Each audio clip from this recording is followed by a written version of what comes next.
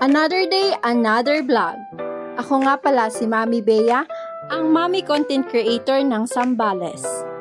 So ito na nga guys, at mukha kami mga kitikite, hindi kami mapakali. Kaya naman pumunta kami ng dagat kasama ang aking dalawang anak at dalawa kong kaibigan. Tuwang-tuwa nga yung mga bata dyan kahit takaw sandali, nag-enjoy naman sila. Hanggang sa pag-uwi namin, Diyos ko, wala talaga kami makitang tricycle, kaya naglakad na lang talaga kami. Sabi ko nga talagang hindi na mauulit na pumunta kami dito nang wala kami dalang sasakyan dahil sobrang layo ng nilakad namin. Buti na lang itong anak ko enjoy na enjoy ang pagpunta namin dito kahit na naglalakad lang kami. So dahil madadaanan namin yung bahay ng kaibigan namin, so dumaritso na kami doon at nakikain kami, o diba? Ang kapal ng mukha! Tapos kung makikita mo dyan guys, sa mga mukha namin, akala mo hindi kami haggard, no? O siya, at paano dito na lang ang aking kwento at kakain muna ako. Maraming salamat!